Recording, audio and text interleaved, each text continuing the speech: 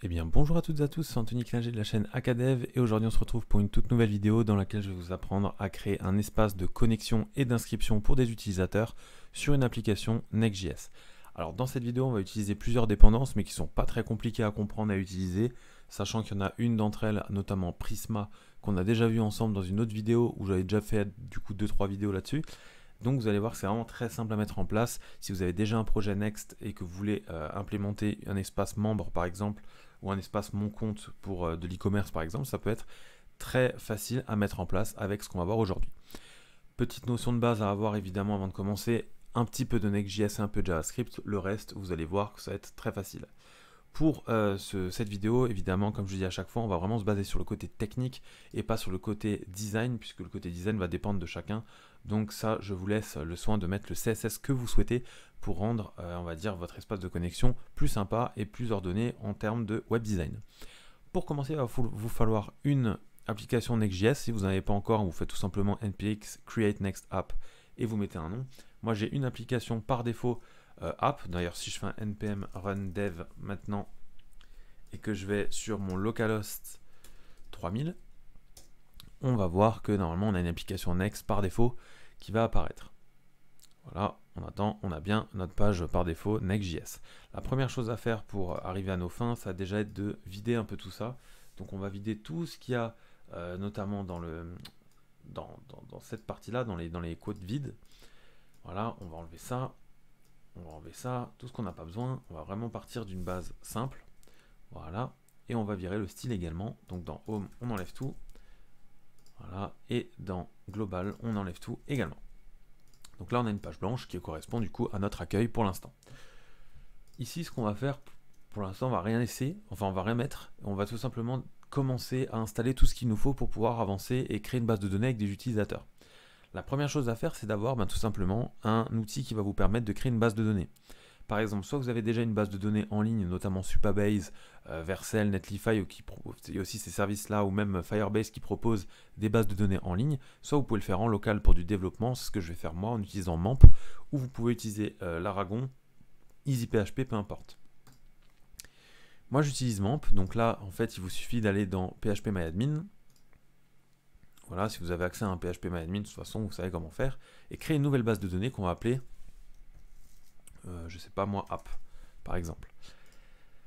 On crée notre base de données app et pour l'instant, on va rien faire du tout de plus. On va la laisser ouverte, mais on va rien faire de plus. Une fois qu'on a créé notre base de données app, il va falloir installer des modules supplémentaires, enfin plutôt des dépendances directement dans notre application Next.js et on va commencer par installer MySQL2 puisque c'est ce qu'on va utiliser comme langage, on va dire, dans notre application. Donc là, on installe MySQL2. Je fais à chaque fois des coups de clear, comme ça vous voyez un peu ce que j'écris. Et enfin, on va installer Prisma. Donc pour ça, vous allez faire npm install-save-dev Prisma. Voilà, donc ça va nous installer tout simplement une dépendance de développement quand on va dans notre package.json, ici Prisma, et MySQL2 dans nos dépendances. Voilà. On retourne ici, on peut clear tout ça, et maintenant ce qu'on va commencer à faire, c'est tout simplement faire un npx Prisma init. Donc on fait npx Prisma init. Et en faisant ça, vous allez voir, il va se passer des choses, notamment au niveau des dossiers. Ici, on va avoir un dossier Prisma et un point env qui va apparaître. Dans notre dossier Prisma, on a quoi? On a tout simplement un fichier schéma.prisma qui contient des commentaires, un client et une source de database. C'est-à-dire là, on va lui donner en fait quel type de base de données on souhaite et où se trouve notre base de données. Donc là, vous voyez que déjà dans Provider, il nous dit PostgreSQL. Nous, on va mettre MySQL. Si vous voulez utiliser Postgre, vous mettez Postgre, ça marche de la même manière. Et ici, dans URL, vous laissez tel quel. Donc on cherche une variable d'environnement qui s'appelle database URL, qui se trouve dans le nouveau fichier .env qui a été généré par Prisma, database URL. Ici, première chose à faire, changer Postgre en MySQL, comme avant. Et vous allez rentrer vos informations de connexion à votre base de données, donc vos informations d'utilisateur. Par exemple, moi, vu que je suis en local, je sais que c'est root et root.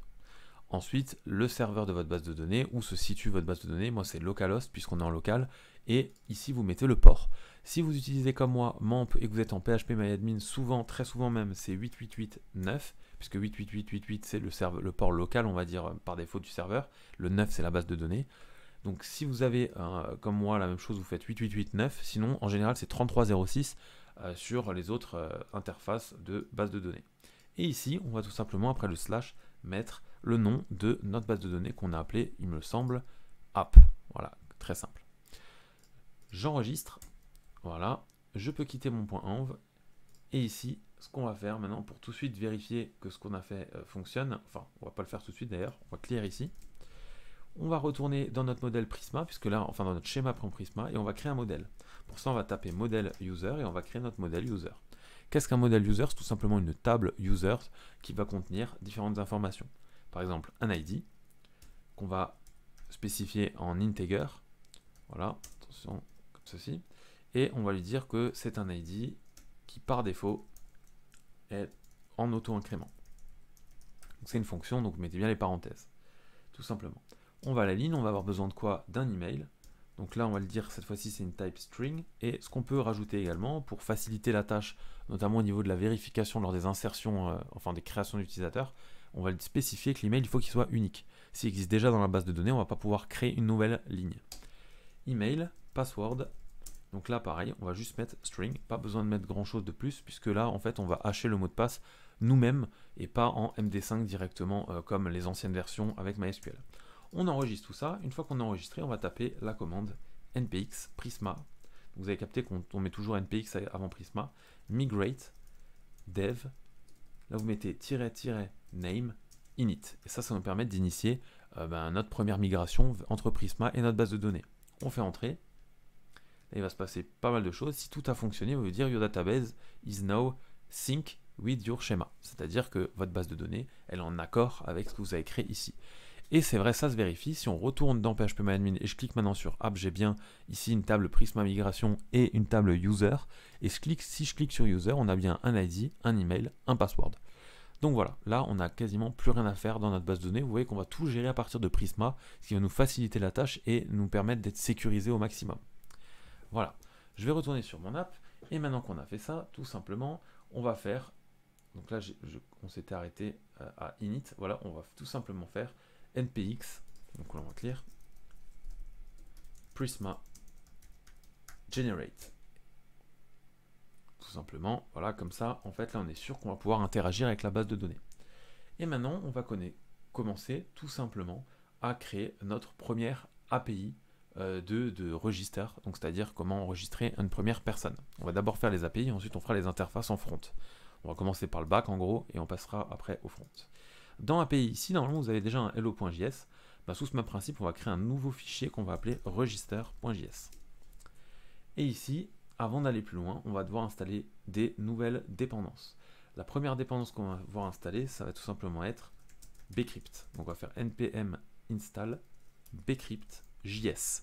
Alors j'insiste sur le JS puisqu'il existe également bcrypt, mais c'est l'ancienne version, donc on va utiliser bcrypt.js. Voilà. Là, normalement, tout va bien fonctionner. Ça nous a bien installé les packages. On va pouvoir commencer à créer notre première API. Donc, pour ça, on va faire import bcrypt from bcrypt.js, évidemment. Import, et là, on va importer notre client Prisma. Donc, on va faire import Prisma client from Prisma/client. Voilà, il nous pré-remplit. Et on va créer une constante Prisma qui va être égale à new Prisma client. Voilà, là on crée notre nouveau client Prisma. Ça, si vous avez déjà vu les vidéos sur la chaîne sur Prisma, ça ne devrait pas vous être nouveau. Enfin, en tout cas, je pense pour la plupart, c'est pas quelque chose de nouveau. Maintenant, si c'est nouveau, de toute façon, vous verrez que c'est rien de compliqué. On va faire notre fonction d'export. Donc, on va faire export default async, très important, function handler. Là, on va lui dire qu'on va récupérer les requêtes et les responses. Request response, ça devrait connaître aussi. Voilà.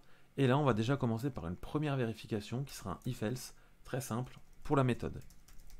Donc là, on va dire que si la méthode est bien post, puisque là, on va vouloir créer, alors on va pouvoir interagir. Sinon, voilà, on va renvoyer un message en JSON. Donc res.statut, on va renvoyer déjà une erreur 400, enfin un statut 405.json.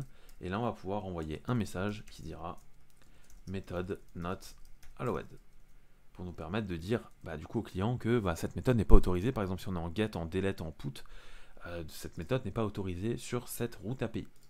On repasse ici. Et d'ailleurs, on peut tester notre API directement. Sinon, on fait /API register. normalement on devrait avoir, voilà, méthode not allowed. Je vais zoomer un tout petit peu, voilà, méthode not allowed.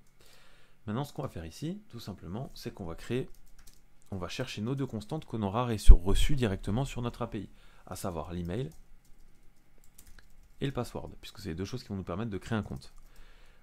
.recBody, tout simplement puisqu'on va récupérer ces variables qui nous auront été envoyées via post. Donc on vient récupérer les variables post dans rec.body. Ça, on verra côté client après comment on les envoie. Ensuite, ici, ce qu'on va faire tout simplement, c'est ce que je vous parlais avant. On va encrypter avec une nouvelle constante bcrypt. .gent salt sync 10. Voilà, tout simplement. Donc ça, en fait, ça va nous permettre de créer un... Alors, ils appellent ça un salt. Mais là, en gros, on va créer une chaîne de caractères qui va nous permettre d'encrypter notre password. Donc, par exemple, ici, on va faire const hashed password égale bcrypt.hash sync password salt. Et là, en fait, on va encrypter le mot de passe qu'on aura envoyé avec cette clé-là qui aurait été générée du coup ici. Voilà, tout simplement. Et du coup, notre nouveau passeport qu'on va devoir nous insérer en base de données, c'est bien évidemment pas password qu'on va récupérer du côté client qui aura été écrit directement par le client, mais bien hashed password qui est le mot de passe crypté.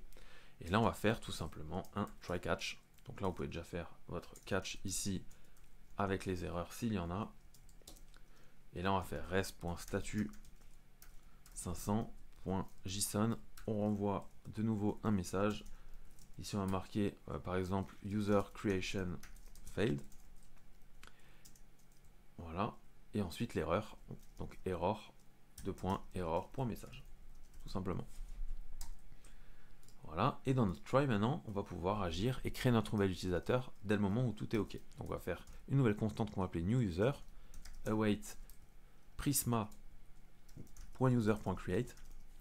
Alors je m'arrête vite ici. Qu'est-ce qu'on a là? En fait, ça, si vous n'avez pas vu Prisma encore pour l'instant et que vous êtes nouveau sur la chaîne, ben Prisma, on réutilise ici le client qu'on a utilisé là. On va lui dire de cibler le modèle user, donc c'est toujours le schéma en camel case, c'est-à-dire que là, par exemple, vu qu'on a un seul mot, ben, tout va être en minuscule. Par contre, si on avait par exemple user, c'est user meta, il y aurait user et meta avec un M majuscule. .create, ça nous permet de créer une insertion en base de données. Et du coup, ici, on va lui passer des data, comme ceci, donc c'est du JSON. On va lui passer l'email et le password, tout simplement. Et juste en ayant fait ça, déjà, on a créé notre nouvel utilisateur dans notre base de données. On va juste mettre une virgule après data. On va fermer tout ça juste ici. Et on va renvoyer évidemment un statut 201 pour spécifier qu'on a bien pu créer le nouvel utilisateur. Voilà. Et là, on a une route API qui est prête à accueillir en fait un email et un password et insérer en base de données un nouvel utilisateur. Voilà, donc ça c'est pour la partie register. Maintenant, on va pouvoir directement faire la partie login. Comme ça, on aura fini la partie back. On va créer une nouvelle page qu'on va appeler login.js. Ici, pareil, on va importer bcrypt, tout simplement, from bcrypt.js, puisque évidemment, on l'a encrypté avant en register, il va falloir le décrypter.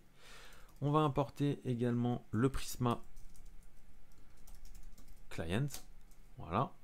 Et ici, on va devoir importer une nouvelle dépendance. Et pour ça, on va faire clear ici. On va faire npm install JSON web token. Voilà. Et on va pouvoir importer maintenant une nouvelle librairie qui sera tout simplement JWT from JSON web token. Voilà. Ensuite, ici, on va faire notre variable, enfin notre constante Prisma comme avant, finalement. Voilà, notre fonction. Et on va déclarer notre fonction qui sera la route API. Regress comme avant, vous avez compris. Je vous apprends plus rien. On vérifie encore une fois la méthode. Donc là, je vais assez vite parce qu'on l'a déjà vu.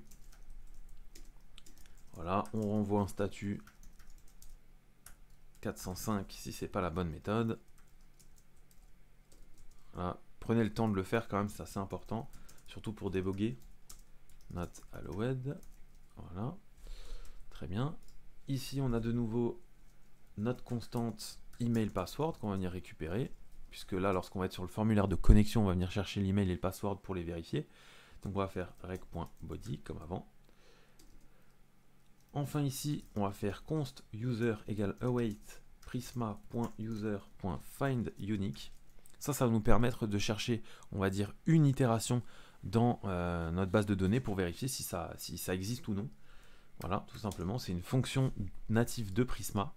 Donc vous allez utiliser findUnique et vous allez faire where email, tout simplement. Donc là, vous voyez que ça nous facilite la tâche comparé à si on avait dû faire nous-mêmes une requête SQL, par exemple. Là, on a juste une fonction findUnique qui vient nous chercher dans toute la base de données where il y a cet email-là. Donc en gros, c'est vraiment pas compliqué. Vous n'avez quasiment rien à faire. Prisma s'occupe de tout. Ensuite, on va faire if user.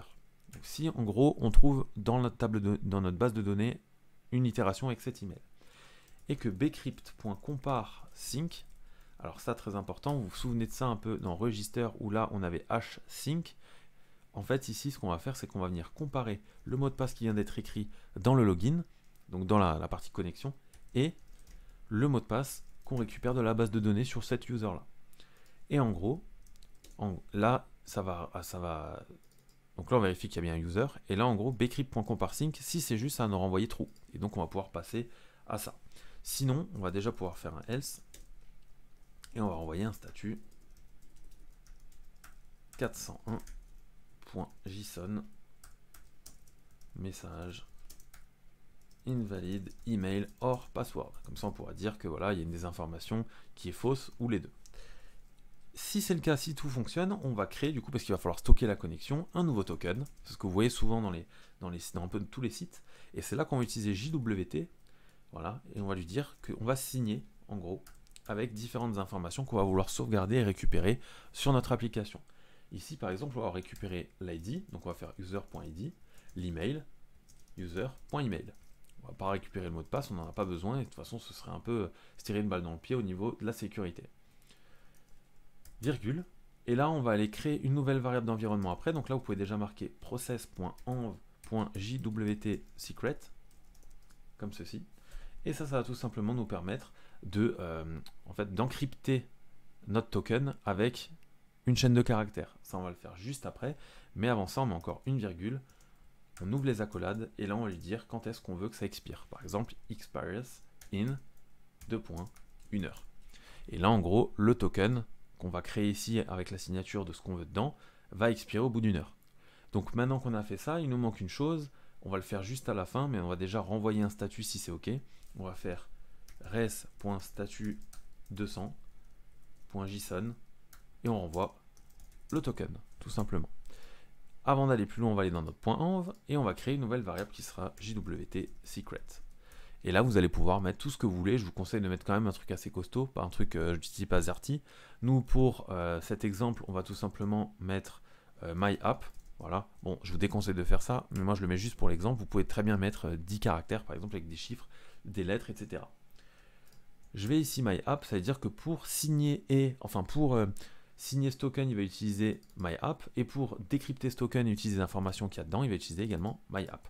On enregistre .env, on peut fermer tout ça, on peut fermer le login, on peut fermer le register, on peut même fermer le schéma, et là on va s'attaquer au front.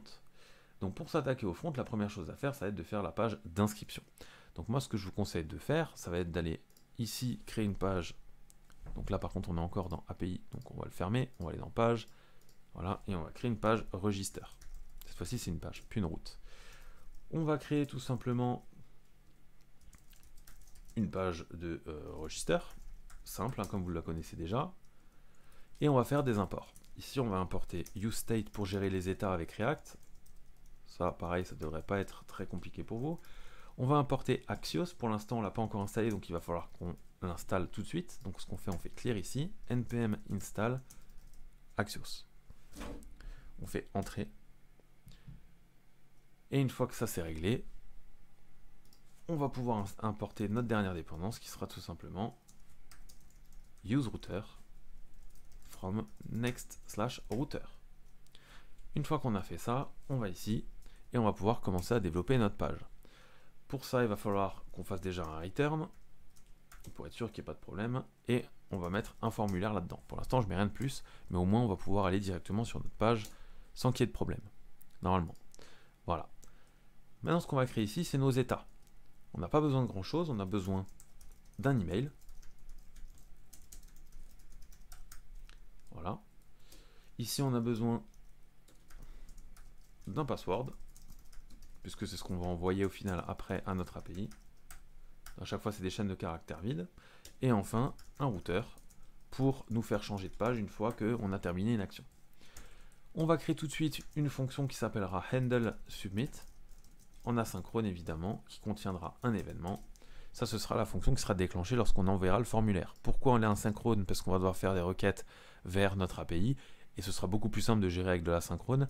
Et pourquoi il y a un event? Ben ça, ce sera tout simplement pour éviter après qu'on ait à recharger la page. D'ailleurs, là-dedans, vous pouvez déjà mettre e.preventDefault, qui est une fonction qui nous permet de ne pas recharger la page lorsqu'on submit un form. Avant d'aller plus loin, on va créer notre formulaire. Donc déjà, première chose, ici, onSubmit, on lui passe handleSubmit. On va créer deux inputs. Voilà. Oups. Et là, on va déjà dire type email. Comme ça, il y a déjà une auto-vérification HTML que ce soit bien un email. Email, onChange, et là c'est très important, on va mettre une fonction set email. Et là-dedans, qu'est-ce qu'elle va prendre cette fonction? Elle va prendre un événement qui va nous permettre ici d'affecter à l'état email la valeur qu'on est en train de taper. Donc i.target.value. En gros, ça nous permet de récupérer ce qui se trouve actuellement en valeur dans le input. Et lui, en valeur, pour bien qu'on affiche en direct ce qui est en train d'être modifié, on va lui transmettre email pour que la value soit bien mise à jour. Une fois qu'on a fait ça, on va juste rajouter un petit placeholder. D'ailleurs, si vous avez des questions là-dessus, quelque chose que vous n'avez pas bien compris, n'hésitez pas à le mettre en commentaire. Je pourrai répondre à toutes les questions, évidemment. Ensuite, une fois qu'on a fait ça, on va copier cet input, on va le mettre ici. Et lui, par contre, ce sera password. Set password. Et ici, mot de passe. J'enregistre, on a bien un email, un mot de passe. Bon, vous voyez, il n'y a pas de style du tout, mais ça, on s'en fout. Comme je vous l'ai dit, on va faire que du technique. Et il nous manque quoi? Il nous manque un dernier petit bouton qui va être de type submit. Et vous l'avez compris, c'est le bouton qui va nous permettre d'envoyer l'inscription.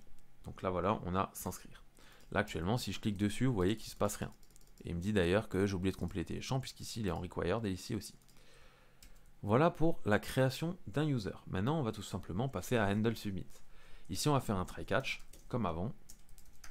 Toujours plus simple pour débugger les erreurs. Et s'il y a une erreur, on va faire un console.error. Et on va marquer, par exemple, registration failed.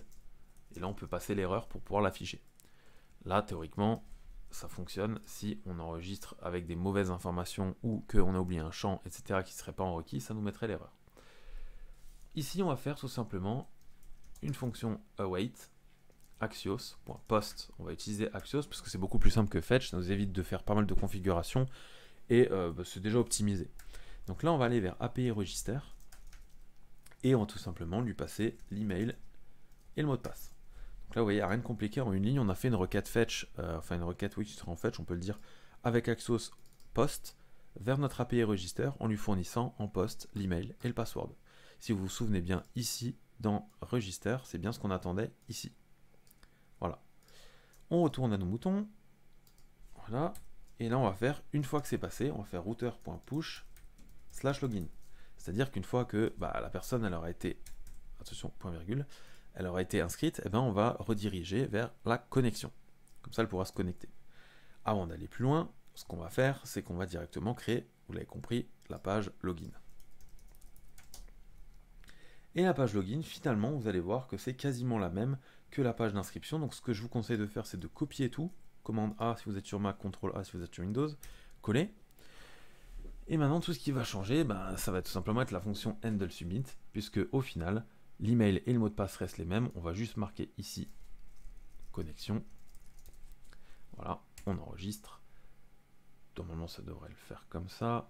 Et maintenant, ce qu'on va changer ici, ce sera évidemment login failed ici, mais cette partie-là. Donc dans cette partie-là, qu'est-ce qu'on va faire? Déjà, on va aller sur login et non plus register. On garde les mêmes variables qu'on envoie, email et password. Sauf qu'ici, théoriquement, si la personne a réussi à se connecter, ce qu'on veut faire nous, c'est stocker sa connexion. Donc pour ça, on va faire local storage.set item. Donc là, on va stocker dans la partie locale de notre navigateur des informations, et notamment le token. Donc là, vous pouvez l'appeler token, vous pouvez l'appeler comme vous voulez. Response.data.token. Alors d'où ça sort response.data.token? Tout simplement, response, ce sera tout simplement la constante qu'on va créer ici. Voilà, ici ce sera plus, si ça reste post, ce que je dis, ça va bien rester post. Et du coup, notre constante ici, on va aller chercher data, donc ça c'est ce qui est renvoyé d'office par notre API, et derrière, on va chercher le token, donc le token, je le rappelle, c'est ce qui se trouve ici, qu'on a renvoyé juste ici. Voilà, et d'ailleurs, data est spécifique à Axios. Si vous êtes sur Fetch, il n'y aurait peut-être pas besoin d'utiliser data. Voilà, et ensuite, une fois qu'on a fait ça, au lieu de faire un routeur push.login, on va aller vers, par exemple, un dashboard. Et sur ce dashboard, qu'on va créer tout de suite, voilà, on va faire un truc très simple. De toute façon, j'ai pas envie de vous embêter avec ça. On va faire les imports traditionnels, use state, use effect, from React, import, use router. Comme ça, on a un peu de tout. Et l'import JWT from JSON Web Token. On va créer notre fonction export default function dashboard. Hop. On va faire un return. Et ici, on va voir ensuite qu'est-ce qu'on mettra dedans. On va déjà créer user, set user, use state et nul. Alors ça, tout simplement, ça va nous permettre, si vous voulez, de stocker ensuite dans un état les différentes informations qu'on va passer au user dans notre dashboard. Si vous avez besoin d'avoir, on va dire, des informations qui vont rester fixes un peu partout sur votre site, alors n'hésitez pas à utiliser des contextes. Je vous ai déjà fait une vidéo, il me semble, sur les contextes Next.js qui vous permettent de stocker des informations sur toute votre application ou sur des parties de votre application que vous souhaitez réutiliser tout simplement.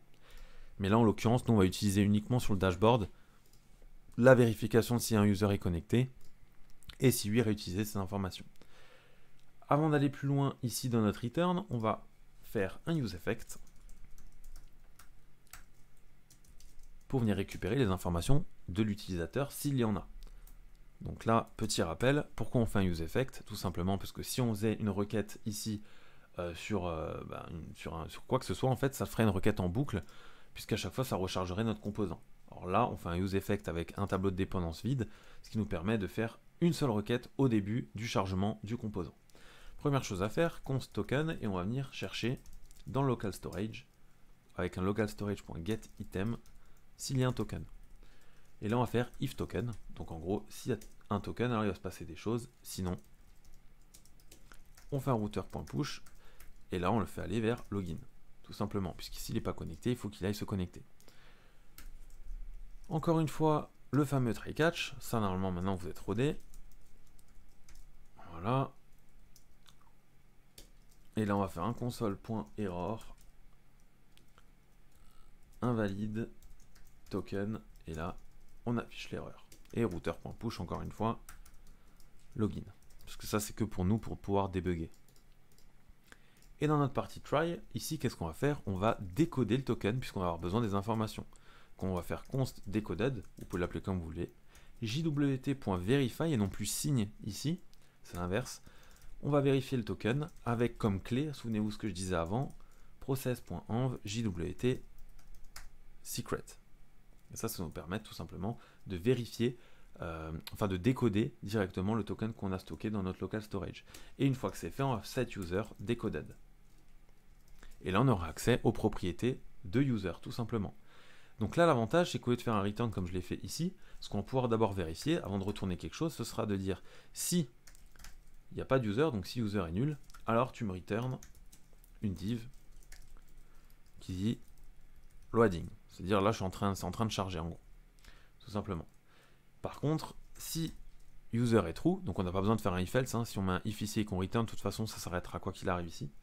Sinon, on fait une div, et là, on va juste marquer welcome, ou comme vous voulez, bienvenue, welcome, et là on peut mettre user.email, Et ce user.email, il vient évidemment du token qu'on aura créé juste ici, voilà, qui contient cet item token.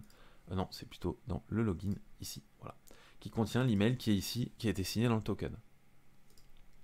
On revient ici, on enregistre tout, on revient sur notre dashboard, on enregistre tout, et maintenant, la chose que l'on va faire, c'est tout simplement vérifier si tout fonctionne. Je vais sur mon register, on va ouvrir notre console pour vérifier que tout fonctionne bien. Je vais créer un nouvel identifiant, par exemple akadev@gmail.com. Je vais mettre un mot de passe, je vais marquer le mot de passe que je veux. Je fais s'inscrire. Là, normalement, j'ai bien... Alors, je devrais afficher un message. Hein. Si je voulais, maintenant, je pourrais afficher un message. Je ne l'ai pas fait. Mais là, on voit qu'il y a bien une requête post ici, qui est en 201, qui me dit bien que ça a été created. J'ai bien envoyé mes requêtes ici. Voilà, tout simplement. Et maintenant, quand je vais dans réponse, voilà, ici, j'ai mon password qui est encrypté, mon email et mon ID user. Donc maintenant, une fois que j'ai fait ça, je vais pouvoir me connecter. Donc là, ce que je vais faire, je vais réutiliser... Oups, c'est pas ça, c'est ça. Voilà. Et là, je vais mettre mon mot de passe que j'ai utilisé. Déjà, ce qu'on peut aller voir, c'est que si je rafraîchis dans mon app, du coup, ici, mes users, j'ai bien ici mon adresse mail, mon nouveau user qui est bien inséré dans ma base de données. Là, je vais faire connexion. Voilà. Et là, qu'est-ce qu'il me dit? Secret or public key must be provided. Alors effectivement, je viens de penser à une petite erreur de ma part, c'est qu'ici on utilise le JWT Secret directement depuis les variables d'environnement de production. Donc ce qu'il va falloir faire, c'est changer la méthode dont on décode ici par une route API en plus. Donc là, vous laissez tel quel. Ce qu'on va faire, on va retourner, on va quitter un peu tout ça. On va juste garder dashboard ouvert. On va aller dans API, créer une nouvelle route qu'on va appeler verify-token.js. Ici, on va importer JWT. Oups, JWT from JSON Web Token. On exporte default function not an handler, tout simplement. Rec res. On ouvre tout ça. On vérifie la méthode, toujours. Et là, on va y récupérer du coup le token qu'on va nous envoyer par rec.body. Const secret est égal à process.env.jwt secret, et là seulement on peut l'utiliser puisque c'est en back-end. Donc là c'est plus sécurisé, on ne peut pas mettre une variable d'environnement directement affichée dans la partie front, c'est ça mon erreur d'avant. If secret, c'est-à-dire si il ne trouve pas en gros la clé secrète, on va renvoyer un statut 500 avec comme message JWT secret not defined. Et on return, on peut return, comme ça on termine la fonction. Ensuite on va faire notre fameux try catch, comme ceci. Et on va faire un rest.statut 401.json message invalide token. Donc c'est grosso modo ce qu'on avait fait côté front.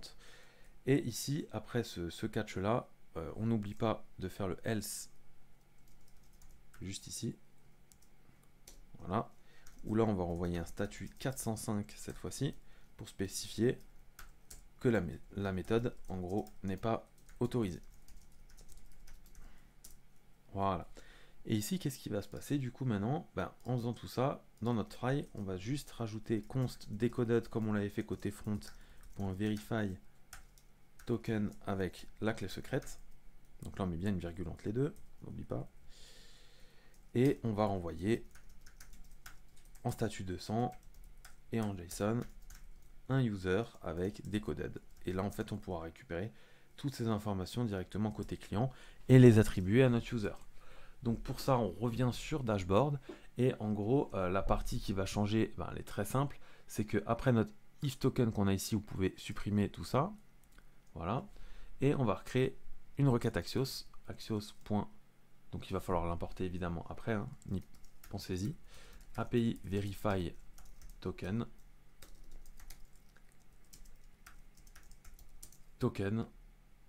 et là vous faites un point then, puisque là on n'a pas fait d'asynchrone response, ouais, je vais le laisser comme ça, set user response.data.user, puisque encore une fois avec Axios on utilise data pour récupérer les informations envoyées par le JSON, et user c'est ce qu'on a spécifié ici. Voilà, on met un point virgule.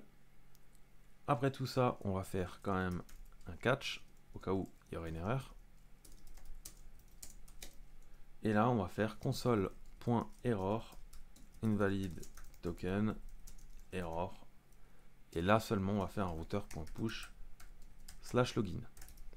On n'oublie pas d'importer Axios encore une fois. Voilà, on peut enlever JWT, on enregistre. Et là cette fois-ci, si on rafraîchit ici, qu'on va vider ce qu'on avait déjà dans le stockage local ici, voilà, pour nous permettre de bien voir ce qu'on fait. Là si je suis dans login et je rentre mes informations que j'avais avant, je fais connexion. Alors, qu'est-ce qu'il me dit cette fois-ci? On a encore une autre erreur. Il me dit failed to compile. Alors, j'ai dû faire une petite erreur. Ouais, ici. Qu'est-ce que j'ai fait? Alors, point then, response, on ouvre, tac tac, response for data, on ferme, point catch. Oh, je vois pas trop mon erreur là.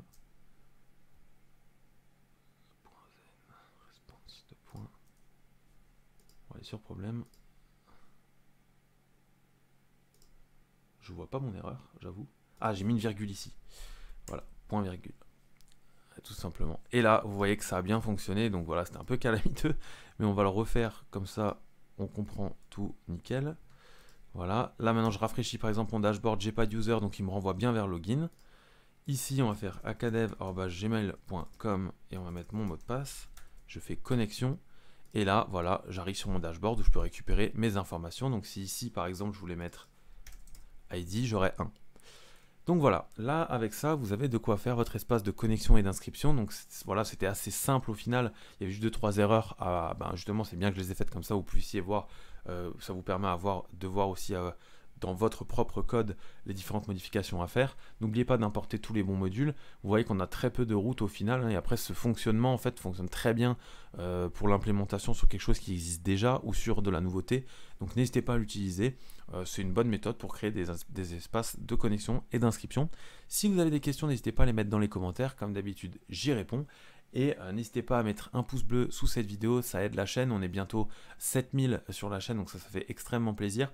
Et je vous prépare des très grosses vidéos qui vont arriver bientôt avec un nouveau format. Donc n'hésitez pas à vous abonner à la chaîne pour ne rien rater. C'était Anthony Klinger de la chaîne Akadev. On se dit ciao tout le monde.